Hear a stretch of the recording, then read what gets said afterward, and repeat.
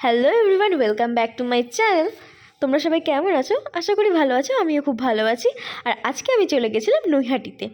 আমি একা যাইনি, আমার সাথে আমার দিদি, পিসি, পিসেমশাই আর আমার দিদির যার সাথে বিয়ে হবে, অর্থাৎ আমাদের জিজু, ওদের রেজিস্ট্রি হয়ে গেছে, তো ওদের বিয়ে অলরেডি হয়ে গেছে বলতে পারো। তো ও ও আর জিজুর মা গেছিলো।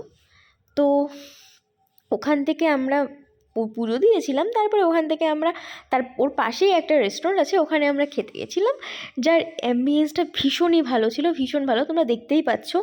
আর এই যে এখান থেকে না গঙ্গা দেখা যায়, এটা ভীষণ ভালো ছিল। আর তারপরে আমরা অর্ডার করেছিলাম ভেজ থালি, পোলাও আর মাটন অ্যাড করে নিয়েছিলাম, আর দই কাতলা নিয়েছিলাম। কিন্তু ওদের অ্যাম্বিয়েন্সটা এত ভালো, আমাদের এক্সপেকটেশনটা ভীষণ হাই ছিল, কিন্তু বিশ্বাস করো কোনো খাবার খুব একটা ভালো না। মাটনটাও আরেকটু কুক হতো, আর পোলাওতে না লবণ একদম কম ছিল। আর ভেজ থালির খাবার, ডালটা ভালো ছিল খেতে, আর কিন্তু শুক্তো বা অন্য অন্য কিছু খুব একটা ভালো ছিল না। তারপর ওখান থেকে বেরিয়ে আইসক্রিম খেয়েছিলাম। দেন আমরা আমার দিদির শ্বশুরবাড়িতে গেছিলাম। ওখানে জিজু দেখাচ্ছিল যে তত্ত্বের কিছু জিনিস আর কয়েকটা শাড়ি দেখাচ্ছিল, আর এই যে বিয়ের কার্ড। তারপরে মিষ্টি খেতে দিয়েছিলো, আমার পেটে একটুও জায়গা ছিল না, আমি তো খেতেই পারিনি।